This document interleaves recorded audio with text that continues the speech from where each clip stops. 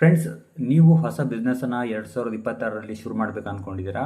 ಹಾಗಿದ್ರೆ ಇನ್ಮೇಲೆ ತಲೆನೇ ಕೆಡಿಸ್ಕೊಳ್ಳೋಕೆ ಹೋಗಬೇಡಿ. ಯಾಕೆಂದರೆ ನಾನು ಈಗ ತಿಳಿಸೋಕೆ ಹೊರಟಿರುವಂಥ ಈ ಬಿಸ್ನೆಸ್ಸನ್ನು ಮಾಡಿದರೆ ಖಂಡಿತ ಒಳ್ಳೆ ಪ್ರಾಫಿಟ್ ಗಳಿಸ್ಬೋದು. ಹಾಗೆ ನೀವು ಜೀವನದಲ್ಲಿ ಒಂದೊಳ್ಳೆ ಅಚೀವನ್ನು ಮಾಡ್ಬೋದು. ಅಷ್ಟು ಚೆನ್ನಾಗಿರುವಂಥ ಬಿಸ್ನೆಸ್ ಇದಾಗಿರುವಂಥದ್ದು. ಹಾಗಾದರೆ ಈ ಒಂದು ಬಿಸ್ನೆಸ್ ಯಾವ ರೀತಿ ಮಾಡೋದು, ಯಾರೆಲ್ಲ ಮಾಡ್ಬೋದು, ಹಾಗೆ ಈ ಬಿಸ್ನೆಸ್ಗೆ ಬೇಕಾಗಿರುವಂಥ ರಾ ಮೆಟೀರಿಯಲ್ ಎಲ್ಲಿ ಸಿಗುತ್ತೆ, ಇದಕ್ಕೆ ಎಷ್ಟು ಸ್ಥಳಾವಕಾಶ ಬೇಕಾಗುತ್ತೆ, ಹಾಗೆ ಈ ಬಿಸ್ನೆಸ್ಸನ್ನು ಮಾಡಿದ್ರೆ ನಿಮಗೆ ಎಷ್ಟು ಪ್ರಾಫಿಟ್ ಸಿಗುತ್ತೆ, ಈ ಎಲ್ಲದರ ಬಗ್ಗೆ ನಿಮಗೆ ಕಂಪ್ಲೀಟ್ ಇನ್ಫಾರ್ಮೇಷನನ್ನು ನಾನು ತಿಳಿಸ್ಕೊಡ್ತಾ ಹೋಗ್ತೇನೆ.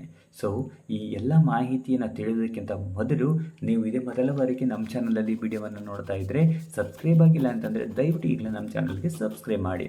ಹಾಗೆ ಇನ್ನಷ್ಟು ಹೊಸ ಹೊಸ ಬಿಸ್ನೆಸ್ ಮಾಹಿತಿ ಬೇಕು ಅಂತಂದರೆ ಎಸ್ ಐ ಆಮ್ ಇಂಟ್ರೆಸ್ಟೆಡ್ ಅಂತ ಕಾಮೆಂಟ್ ಮಾಡುವ ಮೂಲಕ ನಮಗೆ ತಿಳಿಸಬಹುದು.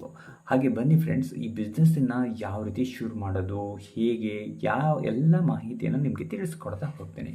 ಮೊದಲನೇದಾಗಿ ಈ ಬಿಸ್ನೆಸ್ಗೆ ಬೇಕಾಗಿರುವಂಥ ರಾ ಮೆಟೀರಿಯಲ್ ಯಾರು ಕೊಡ್ತಾರೆ? ಈ ಬಿಸ್ನೆಸ್ಗೆ ಬೇಕಾಗಿರುವಂಥ ರಾ ಮೆಟೀರಿಯಲನ್ನು ನೀವು ರೈತರಿಂದ ಹೋಲ್ಸೇಲ್ ದರದಲ್ಲಿ ತೆಗೆದುಕೊಳ್ಬೋದು. ಈ ಹೋಲ್ಸೇಲ್ ದರದಲ್ಲಿ ಖರೀದಿ ಮಾಡಿದಾಗ ನಿಮಗೆ ಕಡಿಮೆ ಬೆಲೆಗೆ ಸಿಗುತ್ತೆ. ಹಾಗೆ ನೀವು ಒಂದೊಳ್ಳೆ ಮಾರ್ಜಿನ್ ಇಟ್ಟು ಕೂಡ ಆರಾಮಾಗಿ ಸೇಲ್ ಮಾಡ್ಬೋದು. ಇಲ್ಲಿ ಪ್ರಾಫಿಟ್ ಅನ್ನೋದು ತುಂಬ ಚೆನ್ನಾಗಿ ಬರುತ್ತೆ, ಜಾಸ್ತಿ ಬರುತ್ತೆ. ಸೊ ಹಾಗಾಗಿ ನೀವು ಡೈರೆಕ್ಟಾಗಿ ರೈತರ ಹತ್ರನೇ ಖರೀದಿ ಮಾಡಬೇಕಾಗತ್ತೆ. ಬನ್ನಿ, ಈ ಬಿಸ್ನೆಸ್ ಯಾವುದು, ಯಾವ ರೀತಿ ಸೆಟಪನ್ನು ರೆಡಿ ಮಾಡ್ಕೊಳ್ಳೋದು ಅನ್ನೋದ್ರ ಬಗ್ಗೆ ನೋಡ್ತಾ ಹೋಗೋಣ. ಮೊದಲನೇದಾಗಿ ಈ ಬಿಸ್ನೆಸ್ ಯಾವುದು ಅಂತ ತಿಳ್ಕೊಳ್ತಾ ಹೋಗೋಣ. ಫ್ರೆಂಡ್ಸ್, ಈ ಬಿಸ್ನೆಸ್ ಯಾವುದು ಅಂತಂದರೆ ಅರಿಶಿನ ಪುಡಿ ಮೇಕಿಂಗ್ ಬಿಸ್ನೆಸ್, ಅಂದರೆ ಟರ್ಮರಿಕ್ ಪೌಡರ್ ಮೇಕಿಂಗ್ ಬಿಸ್ನೆಸ್. ಈ ಬಿಸ್ನೆಸ್ ಬಗ್ಗೆ ಎಲ್ಲ ಮಾಹಿತಿಯನ್ನು ಈ ಕೆಳಗೆ ನೋಡ್ತಾ ಹೋಗೋಣ. ನೀವು ಈ ವಿಡಿಯೋವನ್ನು ಸ್ಕಿಪ್ ಮಾಡದೆ ಕೊನೆಯ ತನಕ ನೋಡಲೇಬೇಕಾಗತ್ತೆ. ಯಾಕಂದರೆ ಈ ಬಿಸ್ನೆಸ್ ಬಗ್ಗೆ ನೀವು ತಿಳ್ಕೊಳ್ಬೇಕಲ್ವಾ. ಸೊ ಈ ಕೊನೆ ತನಕ ನೋಡ್ತೀರಾ ಅಂತ ಅಂದ್ಕೊತೀನಿ. ಸೊ ಈ ಬಿಸ್ನೆಸ್ಸನ್ನು ಶುರು ಮಾಡಬೇಕು ಅಂತಂದರೆ ಕೆಲವೊಂದಿಷ್ಟು ರೂಲ್ಸ್ ಆ್ಯಂಡ್ ರೆಗ್ಯುಲೇಷನ್ ಹಾಗೆ ಲೈಸೆನ್ಸ್ ಇವೆಲ್ಲವೂ ಬೇಕಾಗುತ್ತೆ. ಅರಿಶಿನ ಪುಡಿ ಅನ್ನುವಂಥದ್ದು ಭಾರತೀಯರ ಒಂದು ಅಡುಗೆಯಲ್ಲಿ ಆಯುರ್ವೇದ ಕ್ಷೇತ್ರದಲ್ಲಿ ಸೇರಿದಂತೆ ಪೂಜೆಗಳಲ್ಲಿ ಅವಿಭಾಜ್ಯ ಅಂಗ ಅಂತಲೇ ಈ ಅರಿಶಿನ ಪುಡಿಗೆ ಹೇಳ್ಬೋದು. ಇಲ್ಲಿ ಕಡಿಮೆ ಇನ್ವೆಸ್ಟ್ಮೆಂಟ್ ಮಾಡಿ ನೀವು ಹೆಚ್ಚು ಲಾಭವನ್ನು ಗಳಿಸ್ಬೋದು. ಮನೆಯಿಂದಲೇ ಈ ಒಂದು ಉದ್ಯಮವನ್ನು ಶುರು ಮಾಡ್ಬೋದು ಅನ್ನುವಂಥದ್ದು. ಹಾಗಾದರೆ ಇದರಲ್ಲಿ ಮಾರ್ಕೆಟಿನಲ್ಲಿ ಯಾವ ರೀತಿ ಡಿಮ್ಯಾಂಡ್ ಇದೆ ಅನ್ನೋದ್ರ ಬಗ್ಗೆ ನೋಡ್ತಾ ಹೋಗೋಣ. ಯಾವುದೇ ಒಂದು ಬಿಸ್ನೆಸ್ ಇರಲಿ, ಮಾರ್ಕೆಟ್ನಲ್ಲಿ ಹೇಗೆ ಡಿಮ್ಯಾಂಡ್ ಇದೆ ಅನ್ನುವಂಥದ್ದು ತಿಳ್ಕೊಳ್ಳೋದು ತುಂಬಾ ಇಂಪಾರ್ಟೆಂಟ್ ಆಗಿ ಇದೆ ಅನ್ನುವಂಥದ್ದು. ಸೊ ಪ್ರತಿ ಮನೆಯಲ್ಲೂ ದಿನನಿತ್ಯದ ಬಳಕೆಗೆ ಆಯುರ್ವೇದ ಹಾಗೂ ಸೌಂದರ್ಯ ವರ್ಧಕಗಳಲ್ಲಿ ಉಪಯೋಗವನ್ನು ಈ ಅರಿಶಿನ ಪುಡಿಯನ್ನು ಯೂಸ್ ಮಾಡ್ತಾರೆ. ಅಷ್ಟೇ ಅಲ್ಲದೆ ಹೋಟೆಲ್ಗಳು ಸೇರಿದಂತೆ ಕ್ಯಾಟರಿಂಗ್, ಕಿರಾಣಿ ಅಂಗಡಿಗಳಲ್ಲಿ ಕೂಡ ಹೆಚ್ಚಾಗಿ ಅರಿಶಿನಗಳನ್ನು ಬಳಸ್ತಾರೆ. ಇನ್ನು ಆನ್ಲೈನ್ ಮಾರಾಟದಲ್ಲಿ ಮಾಡ್ಬೋದು. ಹೇಗೆ, ಯಾವ ರೀತಿ ಮಾಡೋದು ಅಂತ ನೋಡಿದ್ರೆ ಅಮೆಜಾನ್ ಸೇರಿದಂತೆ ಫ್ಲಿಪ್ಕಾರ್ಟ್, ವಾಟ್ಸಪ್ ಬಿಸ್ನೆಸ್, ಹೀಗೆ ಇಂತಹ ಪ್ಲ್ಯಾಟ್ಫಾರ್ಮ್ಗಳನ್ನು ಯೂಸ್ ಮಾಡಿಕೊಂಡು ನೀವು ಮಾರ್ಕೆಟಿಂಗನ್ನು ಸೃಷ್ಟಿ ಮಾಡ್ಕೊಳ್ಬೇಕಾಗತ್ತೆ. ಒಂದ್ಸರಿ ನೀವು ಮಾರ್ಕೆಟಿಂಗನ್ನು ಸೃಷ್ಟಿ ಮಾಡಿಕೊಂಡ್ರೆ ಖಂಡಿತವಾಗಿಯೂ ಒಳ್ಳೆ ಒಂದು ಲಾಭವನ್ನು ಪಡ್ಕೊಳ್ಬೋದು. ಒಳ್ಳೆ ಮಾರ್ಕೆಟಿಂಗನ್ನು ಮಾಡಿ ಒಳ್ಳೆ ಸೇಲ್ ಮಾಡ್ಬೋದು. ಇನ್ನು ಇನ್ವೆಸ್ಟ್ಮೆಂಟ್ ವಿಚಾರಕ್ಕೆ ಬಂದರೆ ಕಚ್ಚಾ ಅರಿಶಿಣ ಅಂತಂದರೆ ಈ ಏನು ರಾ ಮೆಟೀರಿಯಲ್ ಏನಿದೆ, ಅರಿಶಿನ ಕೊಂಬೆಗಳು ಏನಂತ ಹೇಳ್ತೀವಿ, ಇದು ಅಂದಾಜಿನ ಪ್ರಕಾರ 5,000ದಿಂದ 20,000 ಸ್ಟಾರ್ಟಿಂಗ್ ಇನ್ವೆಸ್ಟ್ ಮಾಡಬೇಕಾಗುತ್ತೆ. ಇನ್ನು ಗ್ರೈಂಡಿಂಗ್ ಮಷೀನಿಗೆ 15ರಿಂದ 40,000 ಆಗುತ್ತೆ. ಅದಾದ ನಂತರ ಒಂದು ಸೀಲಿಂಗ್ ಮಷಿನ್ ಬೇಕು ಅಂತಂದರೆ ಒಂದು 3,000ದಿಂದ 8,000. ಇನ್ನು ಪ್ಯಾಕಿಂಗ್ ಸಾಮಗ್ರಿ ಐಟಮ್ಸ್ಗಳಿಗೆ ಬೇಕು ಅಂತಂದರೆ ಒಂದು 5,000 ರೂಪಾಯಿ ಐಟಮ್ ಸ್ಟಾರ್ಟಿಂಗಲ್ಲಿ. ನಾವು ಒಂದು ಲೋ ಇನ್ವೆಸ್ಟ್ಮೆಂಟಲ್ಲಿ ಹೇಳ್ತಾ ಇರೋದು. ಇನ್ನು ಲೈಸೆನ್ಸ್ ಹಾಗೆ ರಿಜಿಸ್ಟ್ರೇಷನ್ ವಿಚಾರಕ್ಕೆ ಬಂದರೆ ಒಂದು 2,000ದಿಂದ 5,000 ರೂಪಾಯಿ ಖರ್ಚಾಗ್ಬೋದು. ಇಷ್ಟು ಇನ್ವೆಸ್ಟ್ಮೆಂಟನ್ನು ಈ ಎಲ್ಲದಕ್ಕೂ ಮಾಡಬೇಕಾಗುತ್ತೆ. ಸೊ ಒಂದು ಅಪ್ರಾಕ್ಸಿಮೇಟ್ಲಿ ಪ್ರೈಸ್ ಹೇಳ್ತಾ ಇರುವಂಥದ್ದು ಒಟ್ಟಿನಲ್ಲಿ ಒಂದು 40,000ರಿಂದ 70,000 ಇನ್ವೆಸ್ಟ್ಮೆಂಟ್ ಸಣ್ಣ ಮಟ್ಟದಲ್ಲಿ ಶುರು ಮಾಡೋದಕ್ಕೆ ಬೇಕಾಗುತ್ತೆ. ಇನ್ನು ಯಾವ ರೀತಿ ತಯಾರು ಮಾಡೋದು ಅನ್ನೋವಂಥದ್ದು, ಅಂದರೆ ಪ್ರೊಡಕ್ಷನ್ ಪ್ರೊಸೆಸ್ ಯಾವ ರೀತಿ ಇರುತ್ತೆ ಅನ್ನೋದ್ರ ಬಗ್ಗೆ ನೋಡ್ತಾ ಹೋಗೋದಾದರೆ, ಒಂದು ಉತ್ತಮವಾಗಿರ್ತಕ್ಕಂಥ ಗುಣಮಟ್ಟದ ಒಂದು ಒಣಗಿದ ಅರಿಶಿಣವನ್ನು ನೀವು ಖರೀದಿ ಮಾಡಬೇಕಾಗತ್ತೆ. ಅದನ್ನು ಸ್ವಚ್ಛಗೊಳಿಸಿ ಕ್ಲೀನಾಗಿ ಅದನ್ನು ಗ್ರೈಂಡಿಂಗ್ ಮಷೀನಲ್ಲಿ ಹಾಕಿ ಪುಡಿ ಮಾಡಬೇಕಾಗುತ್ತೆ. ಇನ್ನು ಅದನ್ನು ಜಾಲಾಡಿಯಲ್ಲಿ ಏನು ನೀಟಾಗಿ ಅದನ್ನು ನಯವಾಗಿ ಪುಡಿ ಮಾಡಿ ತಯಾರಿಸಿದಂಥ ಪೌಡ್ರನ್ನ ಫಿಲ್ಟರ್ ಮಾಡಬೇಕಾಗತ್ತೆ. ನಂತರ ಅದನ್ನು ವೇಯಿಂಗ್ ಮಷೀನಲ್ಲಿ ಹಾಕಿಬಿಟ್ಟು ಚೆಕ್ ಮಾಡಿ ಅದರ ನಂತರ ಬ್ರ್ಯಾಂಡಿಂಗ್ ಲೇಬಲನ್ನು ಅಂಟಿಸ್ಬಿಟ್ಟು ನೀವು ಆರಾಮಾಗಿ ಸೇಲ್ ಮಾಡ್ಬೋದು. ಇನ್ನು ಇದಕ್ಕೆ ಬೇಕಾಗಿರುವಂಥ ಲೈಸೆನ್ಸ್ ಯಾವ ರೀತಿ ಸಿಗುತ್ತೆ ಅನ್ನೋದ್ರ ಬಗ್ಗೆ ನೋಡೋದಾದರೆ FSI ಲೈಸೆನ್ಸ್ ಇರ್ಬೋದು, ಹಾಗೆ GST ಸೇರಿದಂತೆ ಉದ್ಯಮ ರಿಜಿಸ್ಟ್ರೇಷನ್, MSME, FSI ಲೈಸೆನ್ಸ್ಗೆ ಹೆಚ್ಚಿನ ಮಾಹಿತಿಗಾಗಿ ನೀವು food safety and standard authority of India ವೆಬ್ಸೈಟಲ್ಲಿ ನೀವು ಅದನ್ನು ಬೈ ಮಾಡ್ಬೋದು.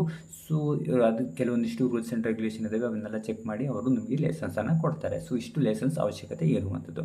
ಇನ್ನು ಪ್ಯಾಕಿಂಗ್ ಐಡಿಯಾದ ಬಗ್ಗೆ ತಿಳ್ಕೊಳ್ಳೋದಾದರೆ 10 ಗ್ರಾಮ್ ಇರ್ಬೋದು, 100 gram, 250 gram, 500 gram, 1 kg pack, ಈ ರೀತಿ ಮಾರ್ಕೆಟ್ನಲ್ಲಿ ಯಾವ ಒಂದು ಪ್ಯಾಕ್ಗಳಿಗೆ ಹೆಚ್ಚು ಡಿಮ್ಯಾಂಡ್ ಇದೆ ಅಂಥದನ್ನ ನೀವು ಹೆಚ್ಚು ಫೋಕಸ್ ಮಾಡಿ ಪ್ಯಾಕ್ ರೆಡಿ ಮಾಡಬೇಕಾಗುತ್ತೆ.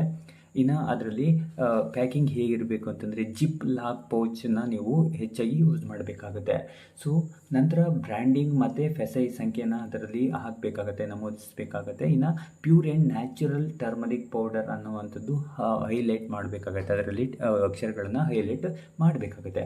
ಇನ್ನು ಲಾಭಾಂಶದ ವಿಚಾರಕ್ಕೆ ಬಂದರೆ ಒಂದು ಅಪ್ರಾಕ್ಸಿಮೇಟ್ಲಿ ಪ್ರಾಫಿಟ್ ನೋಡೋದಾದರೆ 1 ಕಿಲೋಗ್ರಾಮಿಗೆ ಒಣಗಿದ ಅರಿಶಿಣದಕ್ಕೆ 120ರಿಂದ 160 ರೂಪಾಯಿ ಇರುವಂಥದ್ದು. ಇದನ್ನು ಪುಡಿ ಮಾಡಿ ಮಾರಾಟ ಮಾಡಿದರೆ 220ರಿಂದ 300 ರೂಪಾಯಿವರೆಗೂ ಕೂಡ ಸೇಲ್ ಮಾಡ್ಬೋದು. ಅಂದರೆ 1 kgಗೆ 80ರಿಂದ 120 ರೂಪಾಯಿವರೆಗೆ ಲಾಭ ಸಿಗ್ತಾ ಇರುವಂಥದ್ದನ್ನು ನೋಡ್ಬೋದು. ದಿನಕ್ಕೆ ಕಡಿಮೆ ಅಂದರೂ ಕೂಡ 20 kg ಮಾರಾಟ ಮಾಡಿದರೆ ನಿಮಗೆ ಒಂದೊಳ್ಳೆ ಉತ್ತಮವಾದ ಆದಾಯ ಇಲ್ಲಿ ಸಿಗುತ್ತೆ ಅನ್ನುವಂಥದ್ರ ಬಗ್ಗೆ ನೋಡ್ಬೋದು.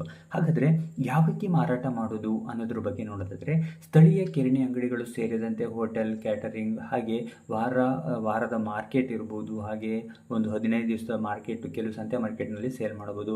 ಇನ್ನು ಅದಕ್ಕಿಂತ ಹೆಚ್ಚಾಗಿ ಆನ್ಲೈನ್ ಮಾರ್ಕೆಟ್ ಪ್ಲೇಸಲ್ಲಿ ನೀವು ಸೇಲ್ ಮಾಡ್ಬೋದು. ಸಾಮಾಜಿಕ ಜಾಲತಾಣಗಳ ವೆಬ್ಸೈಟ್ಗಳನ್ನು ಯೂಸ್ ಮಾಡಿಕೊಂಡು ಕೂಡ ಅಲ್ಲಿ ಸೇಲ್ ಮಾಡ್ಬೋದು. ಇನ್ನು ಯಾವ ರೀತಿ ಒಂದು ಸಕ್ಸಸ್ ಆಗೋದು ಅನ್ನೋದ್ರ ಬಗ್ಗೆ ಕೆಲವೊಂದಿಷ್ಟು ವಿಚಾರವನ್ನು ನಾವು ತಿಳ್ಕೊಳ್ಳೋದಾದರೆ ನೀವು ಒಂದು ಕ್ವಾಲಿಟಿಯನ್ನು ಮೇಂಟೈನ್ ಮಾಡಬೇಕಾಗತ್ತೆ. ಹಾಗೆ ಯಾವುದೇ ರೀತಿ ಕಲರ್ ಸೇರಿಸಿದ್ದು ಒಂದು ಆರ್ಗಾನಿಕ್ ಆಗಿ ಮಾಡಬೇಕಾಗತ್ತೆ. ಇನ್ನು ಒಂದು ಅಟ್ರಾಕ್ಟಿವ್ ಆಗಿ ಬ್ರ್ಯಾಂಡಿಂಗನ್ನು ಮಾಡಬೇಕಾಗತ್ತೆ. ಇನ್ನು ಏನು ಕಸ್ಟಮರ್ಸ್ ಫೀಡ್ಬ್ಯಾಕ್ ತೊಗೊಳ್ಳೋದು ತುಂಬಾ ಇಂಪಾರ್ಟೆಂಟ್ ಆಗಿರುವಂಥದ್ದು. ಇನ್ನು ಸಿಂಪಲ್ ಆಗಿ ಪ್ಯಾಕ್ ಮಾಡಿ ಪ್ರಚಾರವನ್ನು ಮಾಡಬೇಕಾಗತ್ತೆ. ಸೊ ಇನ್ನು ಇಲ್ಲಿ ಮೇಯ್ನಾಗಿ ನಾವು ತಿಳ್ಕೊಳ್ಬೇಕಾಗಿರುವಂಥ ವಿಷಯ ಏನು ಅಂತಂದರೆ ಇಲ್ಲಿ ಯಾವುದೇ ಕಾರಣಕ್ಕೂ ತೇವಾಂಶ ಇರಬಾರದು ಅನ್ನುವಂಥದ್ದು, ಸ್ವಚ್ಛತೆಯನ್ನು ಕಾಪಾಡಬೇಕಾಗುತ್ತೆ. ಹಾಗೆ ಅತ್ಯಂತ ಗುಣಮಟ್ಟದ ಪರೀಕ್ಷೆಯನ್ನು ಇಲ್ಲಿ ಮಾಡಬೇಕಾಗುತ್ತೆ. ಹಾಗೆ ಪ್ಯಾಕಿಂಗ್ ಮೇಲೆ ದಿನಾಂಕ ಇರ್ಬೋದು, ತೂಕ, ಬೆಲೆ ಇವುಗಳನ್ನು ಕಡ್ಡಾಯವಾಗಿ ನಮೂದಿಸಬೇಕಾಗುತ್ತೆ. ಒಟ್ಟಾರೆಯಾಗಿ ಈ ಒಂದು ಬಿಸ್ನೆಸ್ಸನ್ನು ಮಾಡಬೇಕು ಅಂತಂದರೆ ತುಂಬಾ ಕ್ಲೀನ್ನೆಸ್, ಹಾಗೆ ಕ್ವಾಲಿಟಿ ಮೇಂಟೈನ್ ಇರ್ಬೋದು, ಕಸ್ಟಮರ್ ಫೀಡ್ಬ್ಯಾಕ್ ಇರ್ಬೋದು, ಮಾರ್ಕೆಟಿಂಗ್ ಮಾಡೋದಿರ್ಬೋದು, ಹಾಗೆ ಈ ಒಂದು ಎಲ್ಲ ಒಂದು ಸ್ಟೆಪ್ಪನ್ನು ಫಾಲೋ ಮಾಡಿದರೆ ಖಂಡಿತವಾಗಿಯೂ ನೀವು ಈ ಒಂದು ಬಿಸ್ನೆಸ್ಸಲ್ಲಿ ಸಕ್ಸಸ್ ಆಗ್ತೀರಾ. ಸೊ ಒಟ್ಟಾರೆಯಾಗಿ ಹೇಳಬೇಕು ಅಂತಂದರೆ ಈ ಒಂದು ಬಿಸ್ನೆಸ್ಗೆ ಲೋನ್ ಸಹ ಸಿಗ್ತಾ ಇರುವಂಥದ್ದು, ಬಿಸ್ನೆಸ್ ಮಾಡೋದಕ್ಕೆ ಬ್ಯಾಂಕ್ಗಳಿಂದ ಲೋನ್ ಸಿಗ್ತಾ ಇರುವಂಥದ್ದು. ಹಾಗೆ ಈ ಒಂದು ಬಿಸ್ನೆಸ್ಸನ್ನು ಮಾಡೋದಕ್ಕೆ ಬೇಕಾಗಿರುವಂಥ ಎಲ್ಲ ರೀತಿಯಾದ ಸಪೋರ್ಟ್ ಕೂಡ ಕೆಲವು ಕಂಪ್ನಿಗಳು ಮಾಡ್ತಾರೆ. ನಿಮಗೆ ಮಷಿನರಿಗಳು ಬೇಕು ಅಂತಂದರೆ ಅದರ ಲಿಂಕನ್ನು ಕೂಡ ನಾನು ಡಿಸ್ಕ್ರಿಪ್ಷನ್ ಬಾಕ್ಸ್ನಲ್ಲಿ ಕೊಟ್ಟಿರ್ತೀನಿ. ಆ ಲಿಂಕ್ ಮೇಲೆ ಕ್ಲಿಕ್ ಮಾಡಿ ಎಲ್ಲ ರೀತಿಯ ಮಾಹಿತಿಯನ್ನು ಪಡೆದು ನೀವು ಸಹ ಈ ಪ್ರಾಡಕ್ಟನ್ನು ಬೈ ಮಾಡಿ, ಅಂದರೆ ಮಷಿನರಿಗಳನ್ನು ಬೈ ಮಾಡಿ ಬಿಸ್ನೆಸ್ಸನ್ನು ಶುರು ಮಾಡಬಹುದು. ಫ್ರೆಂಡ್ಸ್, ಈ ಒಂದು ಬಿಸ್ನೆಸ್ ಮಾಹಿತಿ ನಿಮಗೆ ಇಷ್ಟ ಆಗಿದೆ ಅಂತ ಭಾವಿಸ್ತೀನಿ. ಒಂದು ವೇಳೆ ಇಷ್ಟ ಆದರೆ ಈ ವಿಡಿಯೋಕ್ಕೆ ಒಂದು ಲೈಕ್ ಮಾಡಿ, ಈ ವಿಡಿಯೋನ ಎಲ್ಲರಿಗೂ ತಪ್ಪದೇ ಶೇರ್ ಮಾಡಿ. Thank you for watching.